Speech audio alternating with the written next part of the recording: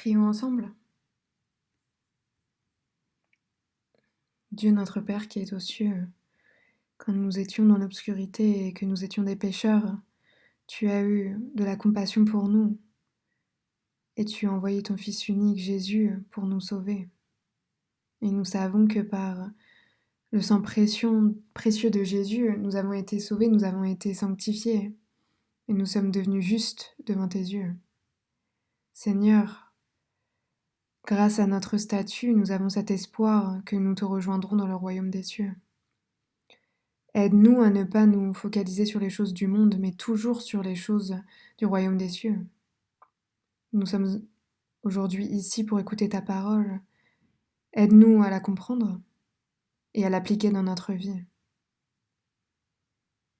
Certains frères et sœurs sont sur le chemin, aide-les à venir. Je remets le reste de ce temps entre tes mains puissantes. Nous avons prié au nom du Seigneur Jésus. Amen. Allons à 1 Pierre. 1 Pierre chapitre 3. 1 Pierre chapitre 3 versets 8 et 9. 1 Pierre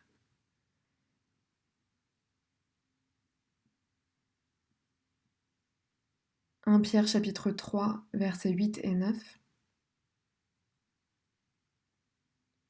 1 Pierre chapitre 3 versets 8 et 9. Si vous avez trouvé, lisons ensemble.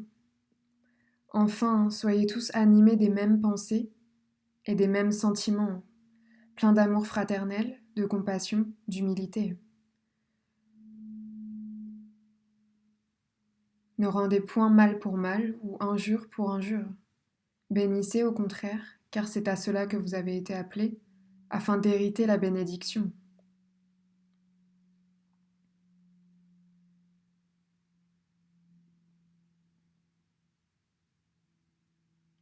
Aujourd'hui, j'aimerais parler du pardon, d'avoir un cœur qui pardonne, parce que pour les chrétiens, ce cœur qui pardonne, ce pardon, montre à quel point vous êtes mature en tant que chrétien, à quel point vous avez grandi. Et nous sommes ici, et il y a des frères et sœurs qui viennent de pays différents, on est différents, nous venons de différents milieux, nous avons différentes nationalités, différentes langues, mais ce pourquoi nous sommes ici, c'est parce que nous sommes unis en Christ.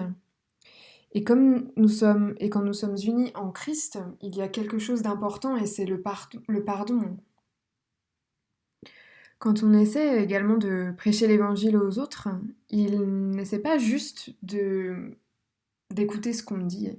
Il regarde exactement comment on se comporte et ce qu'on dit exactement. Et le pardon, c'est l'une des caractéristiques les plus importantes des chrétiens. Donc ici, dans le verset 8, « Enfin, soyez tous animés des mêmes pensées. » Et en tant que frères et sœurs, nous devons toujours avoir un même esprit. Nous avons l'esprit de Christ en nous. Nous nous aimons les uns les autres et alors nous devenons unis. Mais ça, c'est juste possible si nous avons de la compassion les uns pour les autres. Dans le verset 8, la compassion, ça veut dire souffrir ensemble. Qu'on veut dire ensemble, passion veut dire souffrir. Et à cause du coronavirus, je sais que beaucoup de frères et sœurs souffrent. Donc on s'appelle, on se demande comment ça va. Et parfois, j'entends la situation des missionnaires. Et par exemple, j'ai parlé à un missionnaire aux Philippines et il m'a dit que peut-être que les frères et sœurs pourraient se retrouver à l'église en septembre. Et j'étais vraiment choquée quand j'ai entendu ça.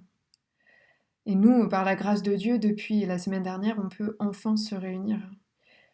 Donc, dès qu'on entend ce genre de nouvelles, on se souvient d'eux dans nos prières. Et ces temps-ci, les frères et sœurs aussi, donnent de l'argent aux églises à travers le monde. Et j'ai vu l'église d'Équateur, j'ai vu sur leur band des photos des frères et sœurs qui étaient en train de faire des colis de nourriture pour les envoyer aux frères et sœurs qui sont en grande difficulté financière. Et quand j'ai vu ces photos des frères et sœurs qui avaient reçu ces gros colis, et je ne sais pas ce qu'il y a dedans, je ne sais pas s'il y a du riz ou d'autres nourritures, mais ils étaient si heureux. Et donc les frères et sœurs coréens envoient de l'argent en ce moment pour pouvoir les aider. Et donc cette compassion qu'on a les uns pour les autres, il est écrit, et des mêmes sentiments pleins d'amour fraternel, de compassion, d'humilité. C'est comme de la colle en fait.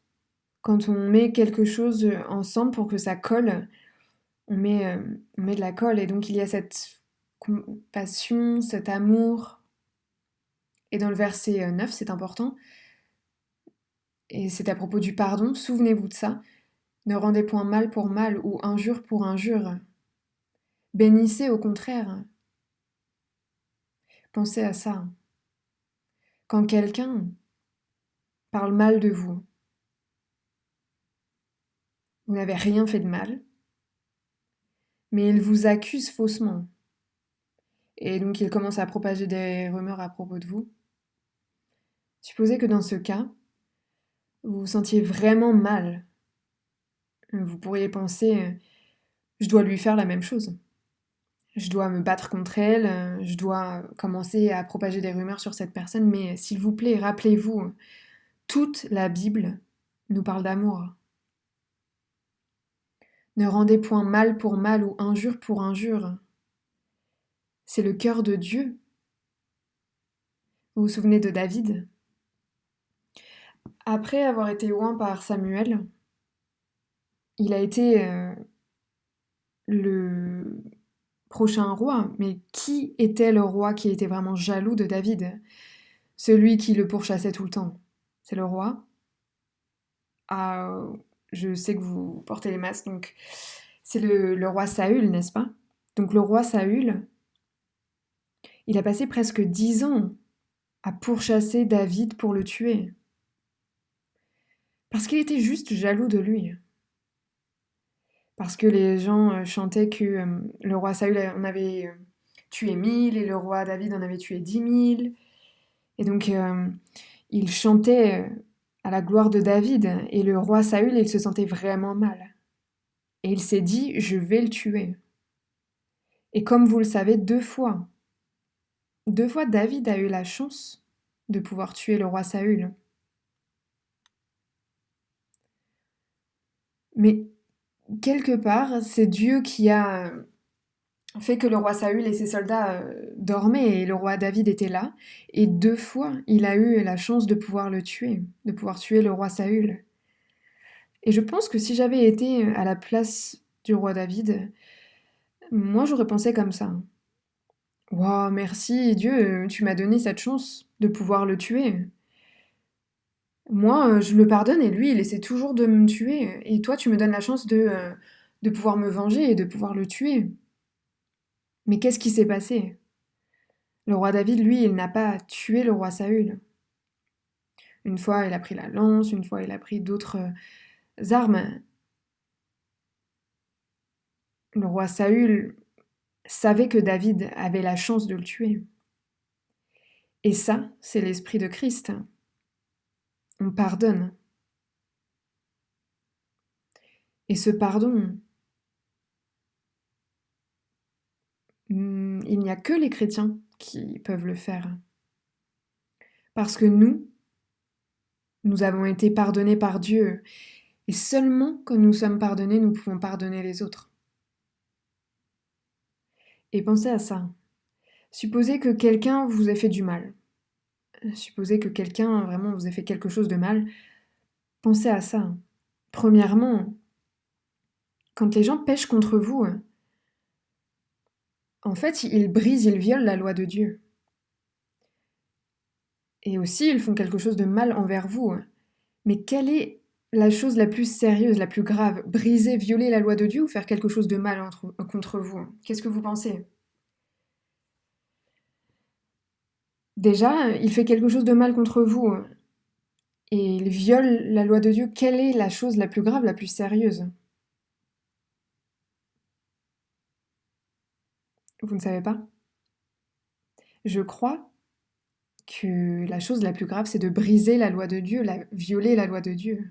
Parce que Dieu, ce Dieu puissant, il nous a tout donné, il nous a donné tout cet amour, il fait attention à nous tout le temps, et sans lui, nous ne pouvons même pas vivre une seconde.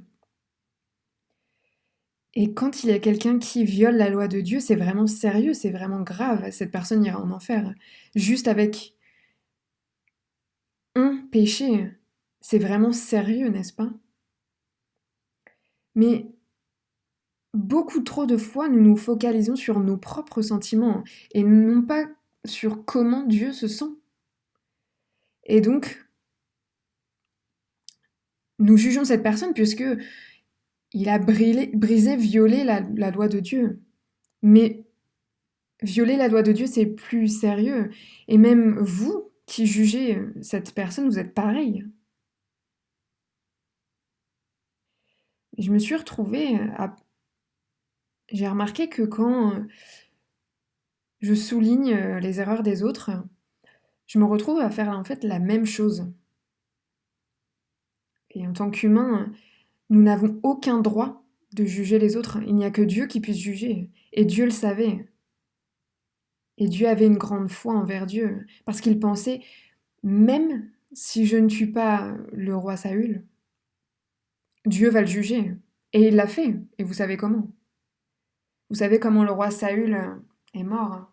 Il est mort misérablement pendant la bataille avec ses fils. Parce qu'il violait la loi de Dieu encore, encore et encore. Et David, parce qu'il n'a pas tué le roi Saül, il savait, il n'avait aucune culpabilité dans son cœur. Il savait parce que le roi Saül était oint par Dieu aussi, et donc dans son cœur était pur. Donc nous ne rendons point mal pour mal ou injure pour injure, mais au verset 9, bénissez au contraire. Ça veut dire bénissez les autres, priez pour les autres, car c'est à cela que vous avez été appelés. Souvenez-vous de ça, car c'est à cela que vous avez été appelés. Nous sommes, en tant que chrétiens, nous bénissons les autres, nous aidons les autres, nous propageons la bonne nouvelle aux autres. Nous sommes ceux qui montrons l'amour de Dieu aux autres lorsque nous les pardonnons. Et c'est bien mieux que de prêcher l'évangile avec des mots. Les actions parlent plus que les mots. Quand vous pardonnez quelqu'un qui vous a fait vraiment quelque chose de terrible, c'est bien mieux. Souvenez-vous, il y a un pasteur pendant la guerre de Corée. Les communistes se tuaient. Il y avait la Corée du Nord, la Corée du Sud. Et ses deux fils ont été tués par un communiste. Mais plus tard, il a pardonné cet homme. Et il l'a même adopté en tant que son propre fils. C'est une histoire vraiment, vraiment célèbre en Corée. Et quand les gens pensent à cette histoire, les gens sont vraiment touchés. Ils pensent, mais comment ce pasteur a pu pardonner la personne qui a tué ses deux fils? Et comment a-t-il pu le prendre? Comment a-t-il pu l'adopter et l'aimer comme son propre fils? Allons en Proverbe. Proverbe chapitre 20. Proverbe chapitre 20, verset 22.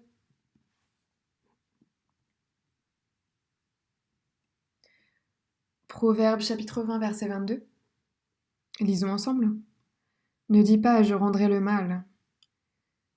Espère en l'Éternel, et il te délivrera. Proverbe chapitre 20, verset 22. Ne dis pas je rendrai le mal. Ça veut dire je vais te rendre, je vais te rembourser ce que tu m'as fait. Non. C'est pas la méthode des chrétiens, ça. Espère en l'Éternel et il te délivrera. Si vous ne vous vengez pas, et si vous croyez en Dieu, alors Dieu vous bénira bien plus. Vous vous souvenez de Joseph? Joseph, il a été vendu par ses frères. Et plus tard, même la femme de Potiphar l'a accusé faussement. Mais dans la Bible, je ne vois aucune plainte de la part de Joseph contre ces gens. Joseph, lui, il a tellement souffert. C'était l'un des fils favoris de son père, mais il a été vendu. Je ne sais pas si à ce moment-là, il connaissait la langue égyptienne, mais il est parti sans ses parents dans un pays étranger. Il avait 17 ans. Il était très jeune. Et il est devenu un, un esclave. Mais quelque part, il a réussi à monter en position dans le pays. Et aussi à cause de la femme de Potiphar, il a été mis en prison. Et nous, naturellement, ce qu'on fait, c'est qu'on se plaint. Si on a la chance, on se plaint et on se venge. Allons à Genèse, Genèse chapitre 50. Genèse chapitre 50, versets 19 et 20. Genèse, dernier chapitre, chapitre 50, versets 19 et 20. Lisons ensemble. Joseph leur dit, « Soyez sans crainte, car suis-je à la place de Dieu? Vous aviez médité de me faire du mal. Dieu l'a changé en bien pour accomplir ce qui arrive aujourd'hui, pour sauver la vie à un peuple nombreux. »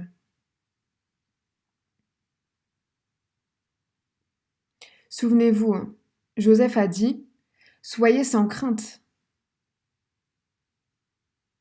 car suis-je à la place de Dieu ?» C'est ce que je vous dis. Car suis-je à la place de Dieu? Est-ce que je suis Dieu? Joseph savait qu'il n'y a que Dieu qui puisse juger les autres. La Bible nous enseigne vraiment clairement. Le jugement ne se fait que par Dieu. Ne jugez personne. Si vous vengez, si vous repayez ce que vous a fait, alors ça veut dire que vous agissez en tant que Dieu. Et dans le verset 20, vous aviez médité de me faire du mal. Bien sûr, vous aviez médité de me faire du mal. Vous m'avez fait du mal. Il savait. Mais Dieu l'a changé en bien pour accomplir ce qui arrive aujourd'hui, pour sauver la vie à un peuple nombreux. Pensez à ça. Supposez que vous êtes l'un des frères de Joseph. Et Jacob était en train de mourir, leur père, et ils avaient si peur. Pourquoi? Parce que pendant que notre père est en vie, Joseph n'a rien fait. Parce que notre père Jacob est là. Et donc, Joseph, s'il nous punit, notre père sera vraiment triste. Mais après la mort de notre père, alors nous serons vraiment dans de beaux draps. C'est ce qu'ils ont pensé. Mais Joseph, son cœur était si grand. Genèse, chapitre 45. Genèse, chapitre 45, versets 7 et 8. Versets 7 et 8. Chapitre 45, versets 7 et 8, lisons ensemble. Dieu m'a envoyé devant vous pour vous faire subsister dans le pays et pour vous faire vivre par une grande délivrance.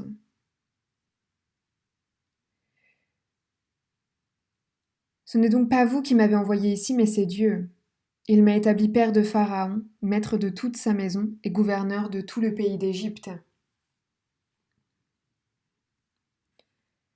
Dieu m'a envoyé, il le dit. C'est le plan de Dieu. Donc supposez qu'il y ait quelqu'un qui veuille vraiment, vraiment vous faire souffrir. C'est la volonté de Dieu en fait. Ça m'est arrivé une fois quand j'étais en Inde. Après être arrivé en Inde en tant qu'étranger, on doit faire l'immatriculation. Et donc je suis allée au bureau pour pouvoir faire l'immatriculation. Et cet homme, cet agent, il est venu en retard vers 10 heures. Et je lui ai montré, je lui ai donné tous les documents pour pouvoir m'enregistrer. Et il n'a même pas pris les documents, en fait, il lisait juste le journal. Et donc je suis allée vers lui et je lui ai rappelé quand même, Monsieur, s'il vous plaît, regardez les documents que j'ai préparés. Et je me souviens encore, il m'a dit, argent, argent. Et je ne savais pas. En fait, je savais pas, mais il voulait avoir un pot de vin. J'avais rien, et lui, il me dit argent, argent, et donc je sors mon portefeuille, et il me dit mets ton argent dans une enveloppe, qu'est-ce que tu fais? Les gens nous regardent là. Et je ne savais pas où trouver une enveloppe, et donc je suis allée dehors, et il faisait très chaud, et je sais pas, mais je sais même pas comment j'ai trouvé cette enveloppe, mais bon, j'ai trouvé une enveloppe, et j'ai mis l'argent dedans, et je lui ai donné très poliment. Et il était très lent, et il s'en fichait.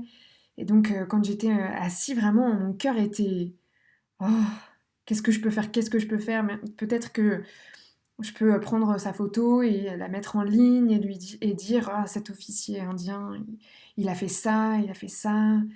Et je me suis dit, ah, je veux vraiment rentrer en Corée. Pour moi, c'est trop, hein. Cet agent du gouvernement, vraiment, j'en peux plus. Mais maintenant, je me souviens que grâce à cette expérience, bien sûr, j'ai jamais rien fait de tout ça, j'ai juste attendu, mais je me souviens qu'après avoir expérimenté ça plus tard, quand je me suis retrouvée dans d'autres difficultés, en fait, ça allait. Parce qu'à ce moment, c'était vraiment un moment critique pour moi. Et quelque part, j'ai un peu passé le test. J'ai réussi le test. Et donc, plus tard, j'avais la force de pouvoir surmonter les autres épreuves. Et en fait, c'est Dieu. C'est Dieu qui nous met dans ce genre de situation. Allons à Psaume 105, verset 19. Psaume 105, verset 19.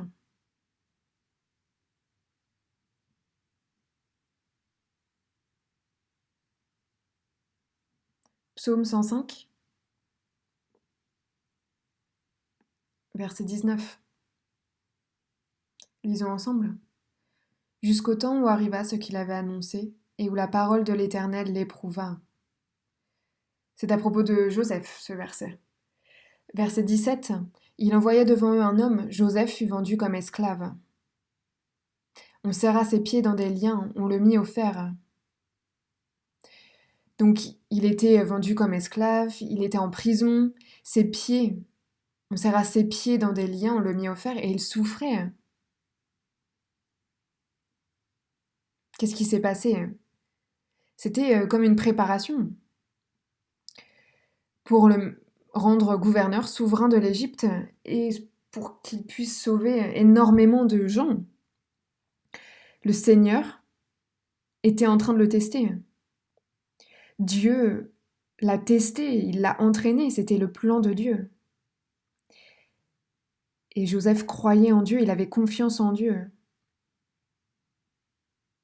Et nous, ce que nous croyons, c'est que Dieu regarde toujours dans mon cœur et qu'il va m'aider et qu'il va juger ces personnes qui me font du mal. Psaume 58, Psaume 58, verset 12. Psaume 58, verset 12. Psaume 58, verset 12. Lisons ensemble.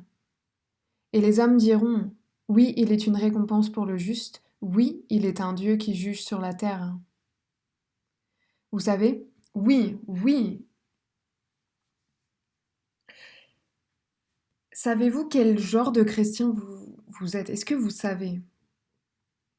C'est vraiment facile de savoir quel type de chrétien vous êtes quand vous êtes maltraité par quelqu'un.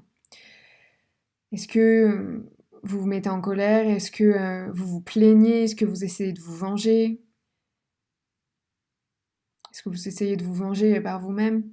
Ou, comme ça, oui, oui, je suis un enfant de Dieu. Et Dieu me surveille, Dieu fait attention à moi. Et Dieu va s'en occuper. Oui, il est une récompense pour le juste. Oui, il est un Dieu qui juge sur la terre. Oui, c'est le Dieu qui juge la terre. C'est Dieu qui va juger mes ennemis. Je ne suis pas celui qui va les juger.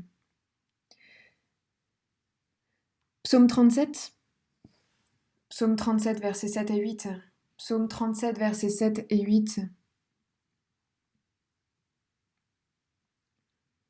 Lisons ensemble. Garde le silence devant l'Éternel et espère en lui. Ne t'irrite pas contre celui qui réussit dans ses voies, contre l'homme qui vient à bout de ses mauvais desseins. Laisse la colère, abandonne la fureur, ne t'irrite pas, ce serait mal faire. N'est-ce pas? Souvenez-vous, espère en lui. Soyez en paix, espérez en lui. Quand vous souffrez, Dieu souffre plus.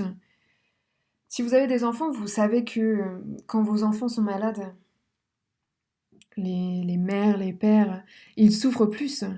Ils ne peuvent pas dormir. Donc quand vous souffrez, Dieu veille sur vous.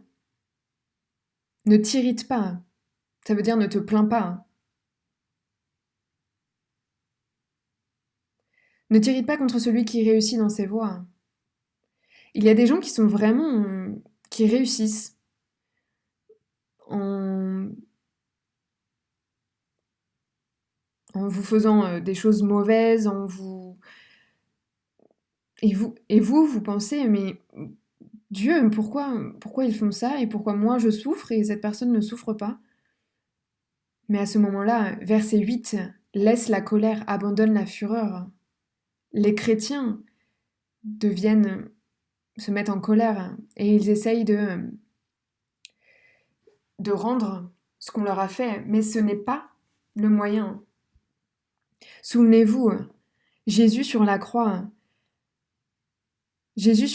a dit Père, pardonnez, ils ne savent pas ce qu'ils font. Même quand il était en train de mourir sur la croix, il pardonnait ceux qui l'ont tué. Il était vraiment en souffrance. Mais Jésus priait. Et nous devons écouter Jésus. En tant que chrétien, s'il y a quelqu'un que vous n'avez pas pardonné, Dieu n'écoutera pas vos prières. S'il y a quelqu'un qui a quelque chose contre vous, et que vous allez vers cette personne et que vous réglez le problème, jusqu'à ce que vous fassiez ça, Dieu ne vous écoutera pas. Allons à Marc chapitre 11, versets 25 et 26. Versets 25 et 26, Marc chapitre 11, versets 25 et 26. Lisons ensemble. Et lorsque vous êtes debout faisant votre prière, si vous avez quelque chose contre quelqu'un, pardonnez, afin que votre Père qui est dans les cieux vous pardonne aussi vos offenses. Mais si vous ne pardonnez pas, votre Père qui est dans les cieux ne vous pardonnera pas non plus vos offenses. Supposez que vous priez avant de dormir ou peu importe, vous priez et soudain vous pensez à quelqu'un et vous vous dites ah peut-être que j'ai offensé cette personne, ah peut-être que j'ai blessé cette personne. Quelque part c'est Dieu qui vous laisse savoir ce que vous avez fait. Et donc quand vous priez, Dieu vous fait vous rappeler que vous avez fait quelque chose de mal envers quelqu'un. Donc quand vous vous souvenez, que vous avez fait quelque chose de mal contre quelqu'un, résolvez ce problème. Et je sais que ça arrive Dans l'église, parfois, des frères et sœurs ont des problèmes entre eux, ou alors votre mari ou votre femme, peu importe. Si vous avez un problème, si vous sentez que vous avez un problème avec quelqu'un, Dieu dit, pardonnez-le d'abord, pardonnez-la d'abord. Sinon, Dieu ne pardonnera pas vos péchés, vos iniquités. Souvenez-vous, ça n'a rien à voir avec le salut. Ça n'a rien à voir avec le salut. Parce que le verset 26 dit, mais si vous ne pardonnez pas, votre Père qui est dans les cieux ne vous pardonnera pas non plus vos offenses. Vous êtes toujours son enfant.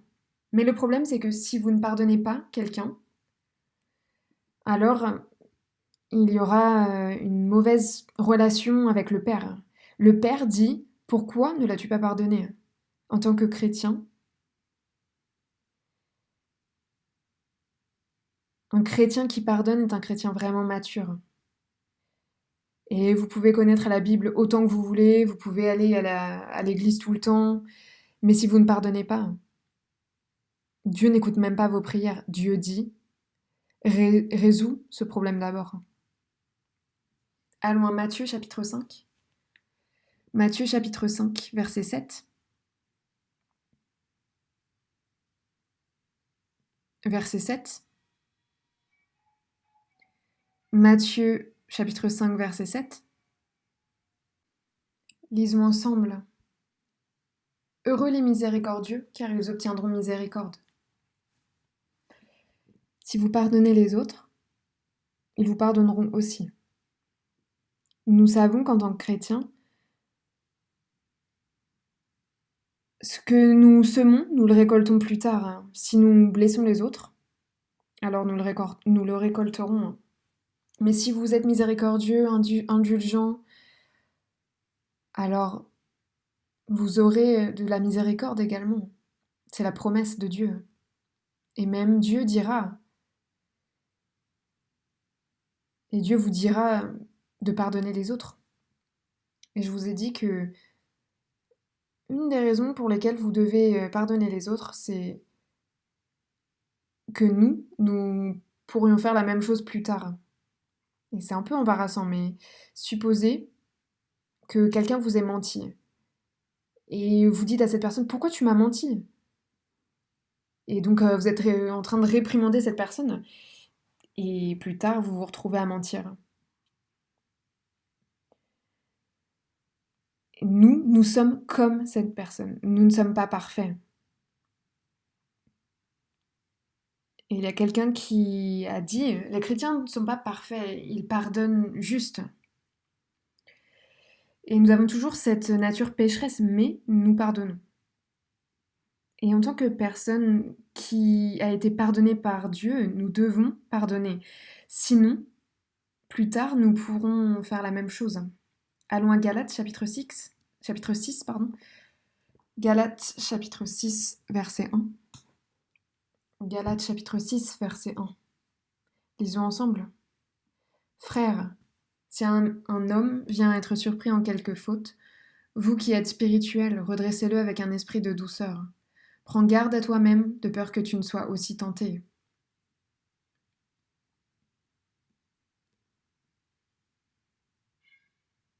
Vous voyez ici, vous êtes un jeune chrétien et il y a un jeune chrétien qui fait une erreur et il commet des erreurs et il pêche. Ce que vous êtes censé faire, c'est, si vous êtes spirituel, alors vous devez le redresser avec un esprit de douceur. Avec un esprit de douceur. Douceur, ça veut dire ne, ne réprimande pas cette personne avec un cœur froid, mais fais-le avec douceur, bonté. Essaye de le corriger ou de la corriger. Prends garde à toi-même, de peur que tu ne sois aussi tenté.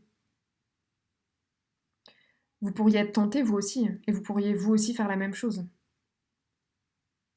Et c'est vrai, en fait. Vous pourriez faire exactement la même chose. Comment les chrétiens peuvent-ils faire ça? Et plus tard, vous faites la même chose. Romains chapitre 2, verset 1. Romains chapitre 2, verset 1. Lisons ensemble. Ô homme, qui que tu sois, toi qui juges, tu es donc inexcusable.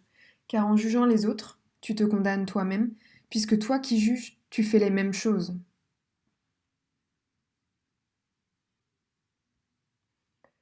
Ce verset, c'est à propos des Juifs. Dans le chapitre 2, l'apôtre Paul parle des péchés des... En fait, les Juifs pensent qu'ils sont choisis par Dieu, qu'ils sont saints, et donc ils font remarquer, ils pointent du doigt les péchés des païens. Ils disent, vous faites ça et ça, mais l'apôtre Paul, il dit, vous, vous êtes les mêmes. Vous, Juifs, vous êtes les mêmes. Ne jugez personne, parce que Dieu vous jugera aussi. Qui êtes-vous pour juger? Et il y a quelque temps, j'ai entendu un frère ou une sœur partager ce témoignage, et c'était pas très encourageant. Ah, dans une autre église, je ne sais pas quelle église, mais dans une autre église, les frères et sœurs sont vraiment gentils, ils prennent soin des frères et sœurs, et il y a vraiment beaucoup d'amour. Mais quand je viens dans cette église, il semble qu'il n'y ait pas d'amour, je ne ressens pas l'amour quand je viens ici. Et quand j'entends ce genre de témoignage, j'écoute vraiment attentivement et je me dis, il faut vraiment qu'on s'améliore, il faut vraiment qu'on fasse quelque chose. Mais de l'autre côté, c'est ce qu'il se passe. S'il y a quelqu'un qui ne reçoit aucun amour, en fait, ce frère ou cette sœur n'a aucun amour pour les frères et sœurs. Supposez que dans l'église, vous essayez d'aider les autres, que vous contactez les autres, vous avez de la compassion, vous faites vraiment de votre mieux pour être gentil envers les autres. Et alors, qu'est-ce qui va se passer? Vous aurez une bonne relation avec tout le monde, n'est-ce pas? Quand vous montrez de l'amour, les autres vous montrent de l'amour en retour, n'est-ce pas?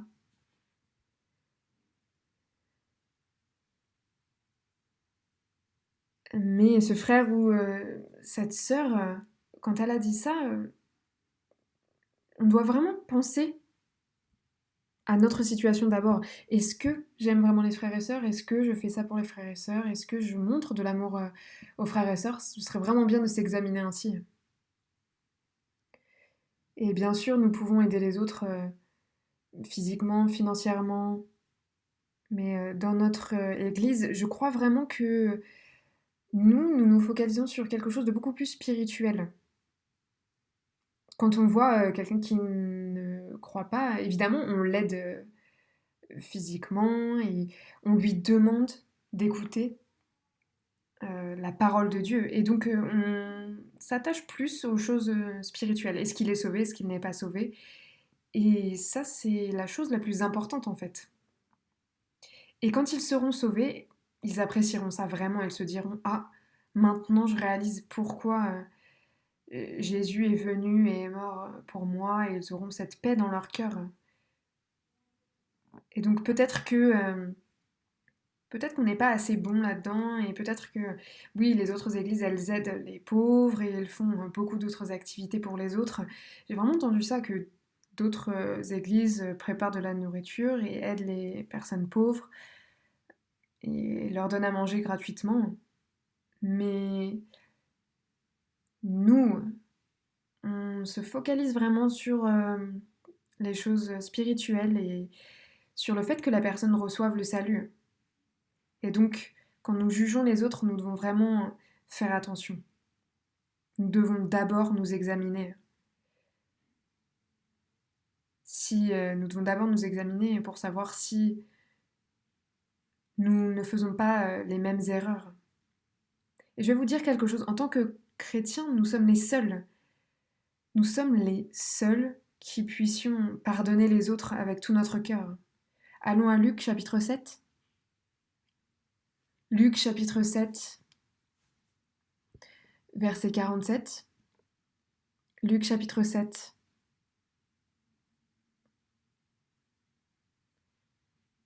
versets 47 et 48. Luc chapitre 7, versets 47 et 48. C'est pourquoi je te le dis, ses nombreux péchés ont été pardonnés, car elle a beaucoup aimé. Mais celui à qui on pardonne peu, aime peu. Et il dit à la femme, tes péchés sont pardonnés. Qui est cette femme? Allons au verset 37. Je vais lire. Et voici une femme pécheresse qui se trouvait dans la ville, ayant su qu'il était à table dans la maison du pharisien, apporta un vase d'albâtre plein de parfums. Et se tint derrière, aux pieds de Jésus. Elle pleurait, et bientôt elle lui mouilla les pieds de ses larmes, puis les essuya avec ses cheveux, les baisa et les oignit de parfum. Cette femme, certaines personnes savaient que c'était vraiment une grande pécheresse. Elle, peut-être qu'elle était prostituée ou quelque chose comme ça.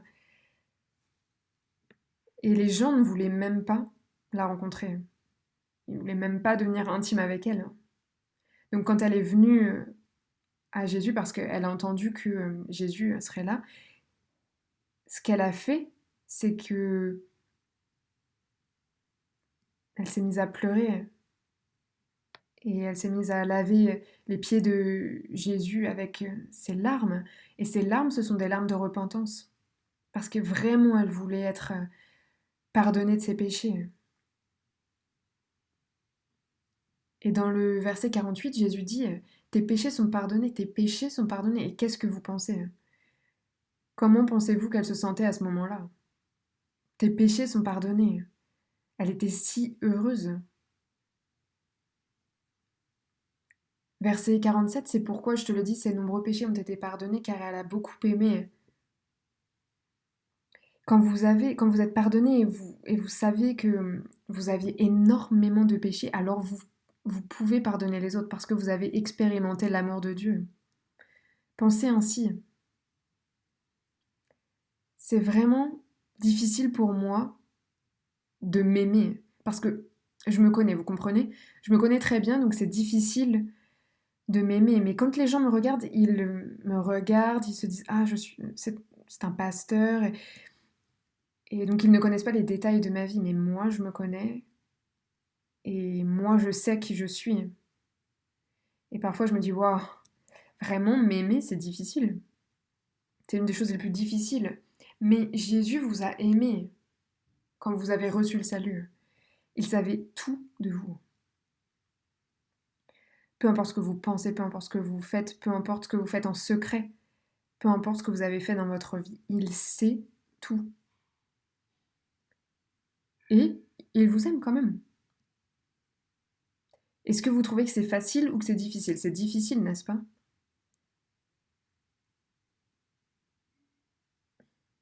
Et même si vous voyez quelqu'un qui est très gentil et que vous respectez vraiment cette personne, quand vous, quand vous regardez vraiment ce qu'elle fait dans sa vie, ça devient compliqué de l'aimer vraiment. Vous savez que parfois, certaines personnes aiment ces actrices, ces acteurs, ils sont vraiment beaux, mais comme vous et nous, ils vont aux toilettes. Je veux dire, c'est juste un exemple, mais vous devez comprendre l'amour de Dieu. Pourquoi l'amour de Dieu est si grand? Parce que Dieu sait tout de vous, mais il nous aime quand même. Et c'est vraiment difficile. Et pour nous-mêmes, pour moi-même, supposez que j'ai fait quelque chose de mal il y a très très longtemps. Mais je me souviens, et si vous vous souvenez alors de tout ce que vous avez fait de mal, alors ça devient vraiment compliqué. Mais Dieu sait tout. De ma naissance jusqu'à ce que je meure, peu importe. Jésus savait déjà que Pierre allait le trahir, allait le renier 3 fois. Jésus savait que Judas le trahirait pour quelques pièces d'argent, mais la Bible dit qu'il l'a aimé jusqu'à la fin. Il savait tout, mais il l'aimait quand même. Et il l'a traité comme les autres apôtres. C'est ça l'amour, et quand cette femme a entendu, quand elle a entendu que ses péchés étaient pardonnés. Même quand elle se souvient, même pour nous, quand on se souvient de tous les péchés qui ont été, tous nos péchés qui ont été pardonnés par Dieu, alors nous pouvons pardonner les autres. C'est pour ça que Pierre demande combien de fois devrais-je pardonner mon frère? Alors Jésus lui répond, allons à Matthieu chapitre 18. Matthieu chapitre 18, versets 21 et 22. Matthieu chapitre 18, versets 21 et 22. Lisons ensemble. Alors Pierre s'approcha de lui et dit, Seigneur, combien de fois pardonnerai-je à mon frère lorsqu'il péchera contre moi? Sera-ce jusqu'à 7 fois? Jésus lui dit, je ne te dis pas jusqu'à 7 fois, mais jusqu'à 70 fois 7 fois. Souvenez-vous, si un frère ou une sœur vous fait du mal et qu'il répète cette même erreur encore et encore et encore contre vous, qu'est-ce que vous devez faire? Vous devez pardonner. Vous devez les pardonner. Jusqu'à 70 fois 7 fois, ou plus même. Et au temps de Jésus, les Juifs enseignaient aux autres qu'on pouvait pardonner jusqu'à 3 fois. Et donc Pierre pensait que 7 fois, c'était bien plus que 3 fois, donc il pensait que Jésus allait lui dire ah, Pierre, c'est bien, jusqu'à 7 fois, c'est bien, mais Jésus a dit non. Et Jésus ici fait aussi cette parabole. Il y avait un roi qui a pardonné un de ses serviteurs au verset 23. C'est pourquoi le royaume des cieux est semblable à un roi qui voulut faire rendre compte à ses serviteurs. Pensez à ça. Ce serviteur, il avait une dette de 10 000 talents. Au verset 24, lisons ensemble. Quand il se mit à compter, on lui en amena un qui devait 10 000 talents.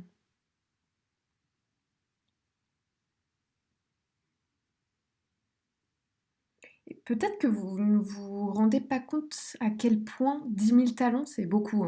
Donc je vais vous expliquer pour que vous vous souveniez. Un talent, c'est 6 000 deniers. Et un denier, c'est le salaire d'un jour. Vous travaillez dur pendant un jour et vous avez un denier. Dans Matthieu chapitre 20, verset 2, Matthieu chapitre 20, verset 2, lisons ensemble. Il convint avec eux d'un denier par jour et il les envoya à sa vigne. Vous voyez? Un denier par jour de travail. Donc qu'est-ce qu'un talent? C'est 6 000 deniers. Ce qui veut dire que c'est presque 20 ans de salaire. Donc c'est l'argent que vous pouvez avoir en travaillant pendant 20 ans. Et c'est beaucoup, beaucoup, beaucoup d'argent. Vous travaillez 20 ans et vous ne dépensez rien, rien, rien, rien, rien. Et vous avez un talent. Mais ce serviteur, combien il devait? 10 000 talents. Ce qui veut dire que c'est le salaire de 200 000 ans. Donc si vous travaillez pendant 200 000 ans et que vous pouvez économiser cet argent, c'est l'argent que vous allez avoir 10 000 talents. Mais vous n'allez jamais expérimenter ce genre, cette somme d'argent dans votre vie. Mais, mais ça montre que les péchés que Dieu a pardonnés, c'est vraiment énormément. De notre naissance jusqu'à maintenant, tous les péchés que nous avons commis, c'est innombrable, vraiment. Toutes les fois où nous avons été rebelles contre Dieu, nous n'avons même pas pensé à Dieu, où nous étions égoïstes, où nous avons blessé les gens. Si on combine tout ça, eh bien, ça fait 10 000 talents. Mais il a été pardonné. Et vous savez ce qui s'est passé? Il a rencontré un autre ami. Et cet autre frère lui devait 100 deniers.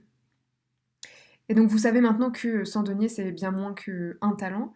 Mais il l'a vraiment maltraité. Il a vraiment maltraité son ami. Et c'est ce qui s'est passé. Et nous, pourquoi nous, en tant que chrétiens, nous devons pardonner les autres? C'est parce que nous avons été pardonnés. Combien de fois? 10 000 talents. Combien de fois? D'innombrables fois. Nous ne pouvons même pas imaginer combien de péchés ont été pardonnés. Et Jésus a dit, tout est accompli. Mais quand on compte les péchés, ce serait peut-être comme 10 talents, 10 000 talents. Et donc quand les gens vous blessent, peut-être que c'est 10 deniers, 100 deniers. Et si on ne pardonne pas ces personnes, si on dit Jésus, regarde cette personne, regarde ce qu'elle a fait, regarde ce qu'il a fait, Jésus dira souviens-toi de ce que j'ai fait pour toi, 10 000 talents. C'est pourquoi on doit pardonner. Allons à Matthieu chapitre 5. Matthieu chapitre 5, versets 43 à 46. Matthieu chapitre 5, versets 43 à 46. Lisons ensemble. Vous avez appris qu'il a été dit, tu aimeras ton prochain et tu haïras ton ennemi. Mais moi je vous dis, aimez vos ennemis, bénissez ceux qui vous maudissent, faites du bien à ceux qui vous haïssent, et priez pour ceux qui vous maltraitent et qui vous persécutent. Afin que vous soyez fils de votre Père qui est dans les cieux, car il fait lever son soleil sur les méchants et sur les bons, et il fait pleuvoir sur les justes et sur les injustes. Si vous aimez ceux qui vous aiment, quelle récompense méritez-vous? Les publicains aussi n'agissent-ils pas de même?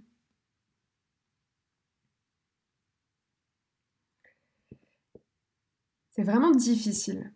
Ce que Jésus dit ici, si vous le mettez vraiment en pratique dans votre vie, c'est vraiment difficile. Pourquoi? Dans le verset 44, mais moi je vous dis, aimez vos ennemis, bénissez ceux qui vous maudissent, faites du bien à ceux qui vous haïssent, et priez pour ceux qui vous maltraitent et qui vous persécutent.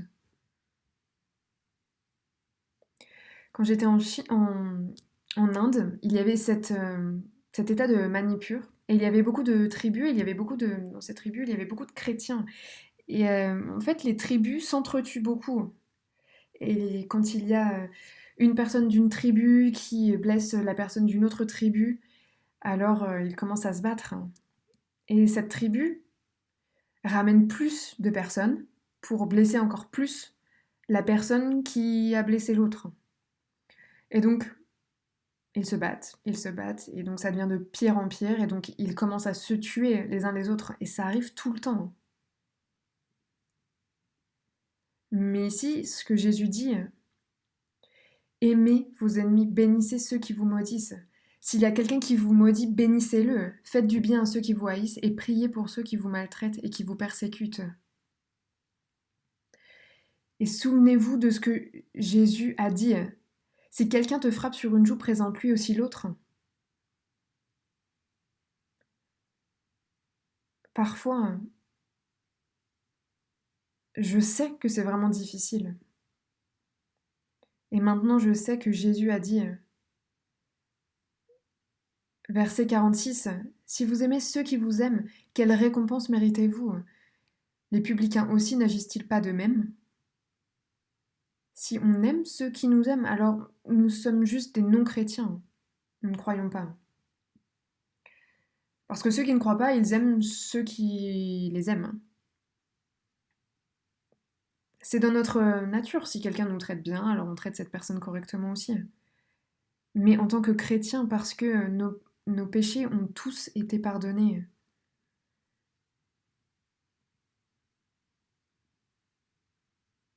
Comme cette femme, je suis sûre qu'après avoir été pardonnée, elle est devenue une personne qui pardonne également. Donc on ne compte pas ces 100 deniers que votre ami vous doit. Juste pardonner. C'est le pardon et c'est la volonté de Dieu. Allons à Proverbe chapitre 24. Proverbe chapitre 24. Chapitre 24, verset 29. Proverbe chapitre 24, verset 29. Lisons ensemble. Ne dis pas, je lui ferai comme il m'a fait, je rendrai à chacun selon ses œuvres.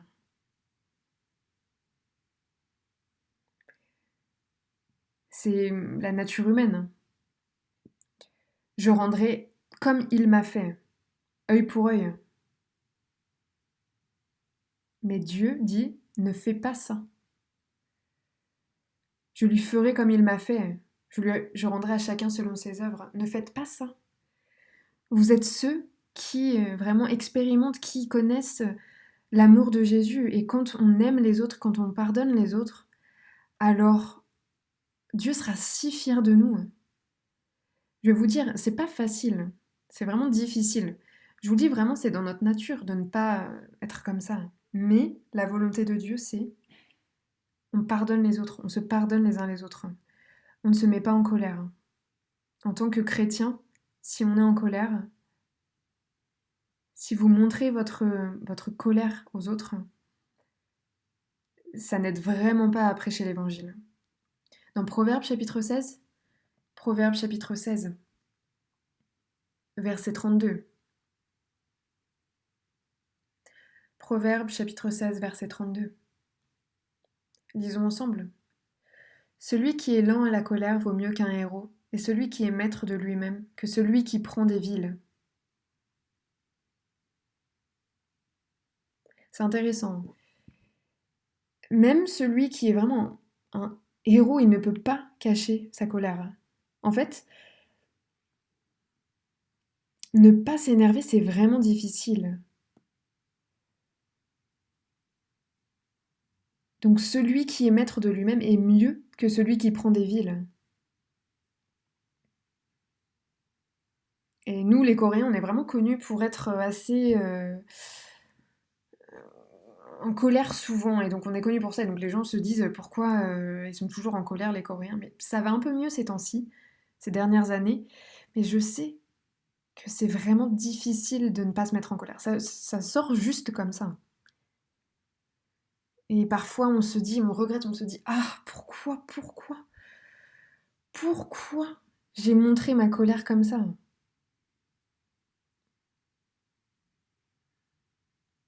C'est pour ça. Et celui qui est maître de lui-même est mieux que celui qui prend des villes. Ne pas montrer sa colère. Ça montre vraiment combien nous sommes matures dans notre vie de foi en tant que chrétiens. Allons à Proverbe chapitre 15 verset 18. Proverbe chapitre 15 verset 18. Lisons ensemble. Un homme violent excite des querelles, mais celui qui est lent à la colère apaise les disputes. C'est vrai. Ceux qui se mettent en colère facilement, ils excitent des querelles. Mais si vous dites ah ça va, je fais la même chose que toi, hein, tu sais. Oh, frère, sœur, je suis désolée, je fais la même erreur que vous. Pardonnez-moi. Alors il n'y a pas de problème. Alors il n'y a plus de dispute. Et donc ça s'arrête à ce moment-là. Mais si vous montrez votre colère et que vous excitez les querelles et que ça arrive encore et encore et encore et que ça s'accroît et que ça devient comme un feu vraiment ardent, vous devez vraiment arrêter ça, arrêter le feu, stopper le feu tout de suite. Parce que c'est la volonté de Dieu. Quand on dit qu'on imite Jésus, Jésus était si doux, si gentil. Allons à Jacques chapitre 1, Jacques chapitre 1 verset 20. Jacques chapitre 1 verset 20.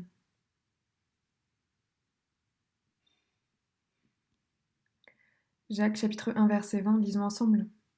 Car la colère de l'homme n'accomplit pas la justice de Dieu. car la colère de l'homme n'accomplit pas la justice de Dieu.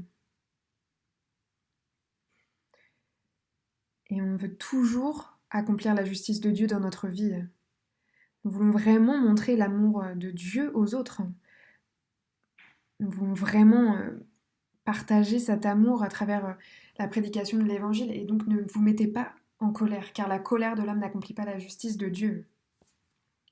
Quand vous croyez en Dieu, quand vous avez confiance en Dieu, Dieu, il m'a vraiment fait du mal. Cette personne m'a vraiment fait du mal, il a vraiment fait quelque chose contre moi. Et Dieu, je sais que tu es là. Et je sais que tu vas juste régler ce problème. Et comme tu m'as pardonné, je vais pardonner cette personne moi aussi. Dieu, aide-moi, donne-moi la force pour montrer le pardon, pour avoir de la miséricorde envers cette personne, des grâces envers cette personne. Et comme ça, ainsi, les autres pourront voir Jésus dans ma vie 70 fois 7 fois. C'est le même péché encore et c'est pas facile. Quand on fait la même erreur une ou deux fois, c'est le maximum. Mais Jésus dit jusqu'à 70 fois 7 fois. On a été pardonné de 10 000 talents. C'est innombrable. Donc souvenons-nous et imitons Jésus dans nos vies. Prions ensemble. Notre Seigneur, merci.